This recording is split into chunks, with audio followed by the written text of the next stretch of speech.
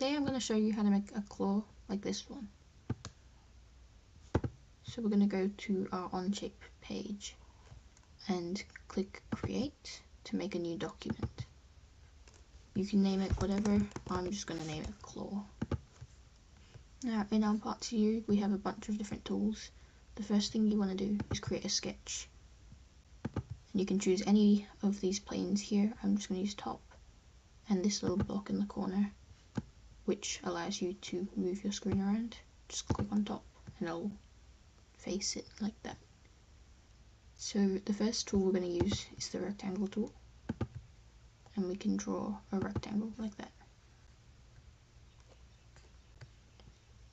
And then we're going to draw the basic shape of the claw using the line tool. Now it doesn't really matter how it looks right now because we're going to use this to set exactly what size it's going to be. So what I used here was 8mm, and you'll notice that this isn't in millimeters, so we're going to go to the 3 lines here and change your workspace units to millimeters.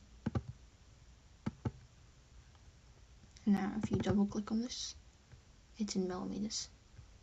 Okay. So next we're going to set this dimension, and I'm going to set it to 25.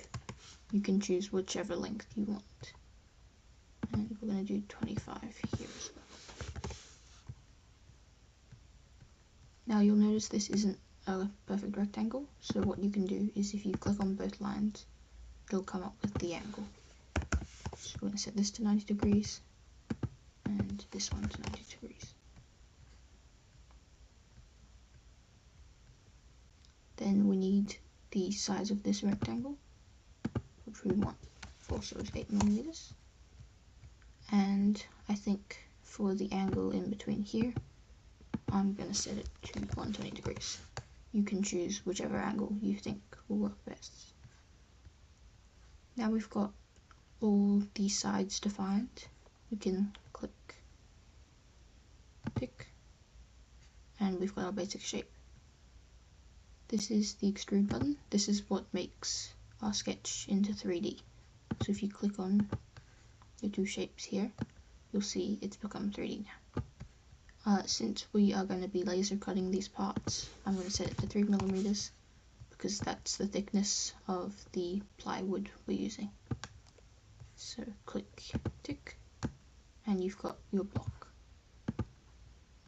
Now we're missing holes to mount our part onto the connector.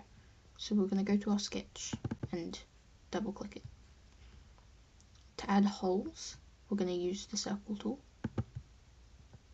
and we are going to put holes just about there. Doesn't really matter where you put it right now. We're going to set the position again with the dimension tool. So first of all, we're using M3 bolts, so this is going to be 3.2mm.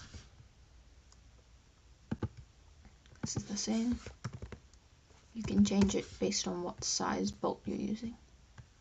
And then we want our holes to be centered, so I'm going to set this to about 4mm because that's half of 8.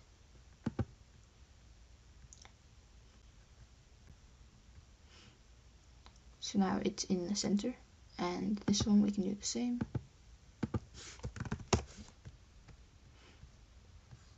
And then we want to set the distance between the 2 holes. In our case it's 16mm to match up with the connectors. And then this distance doesn't really matter too much as long as it doesn't interfere with anything else. So I'm just going to say 3mm. Now we've got our holes drawn out. We're going to click tick and they should be cut out. If you find that your holes aren't cut out, that probably just means that you have these circles filled in. What you can do is click on them and they'll become holes again. So now we have the basic shape and we have the holes. What we're missing is it's still got sharp corners. So what we can do is we use the fillet tool, and we can click on these corners, and you'll notice it's a bit too rounded. So what we're going to do is we can set this distance, let's say about 2 millimeters, and it changes the radius of the circle. That's pretty good. And then I'm going to add an extra fillet here and here, just to make this a bit smoother, and I'll increase that to about 6 millimeters, so it's nice and round. Okay, perfect. Now the final touch is, if you want, you can change the color of the part. If you hit edit appearance, it comes up with all these different colors. I'm going to make it pink, because why not? But you can set it to whatever color you wish. And the final step when you make a part is to export it. So we're going to export it as a DXF. If you right click on the part, it'll come up with export as DXF, and you can name it whatever. I'm just going to say claw, and make sure your settings are like this. What it's going to do is it'll export it as a drawing, which we can look at. If you downloaded DXF Viewer, you'll see we have our drawing that's going to tell where the laser is going to cut.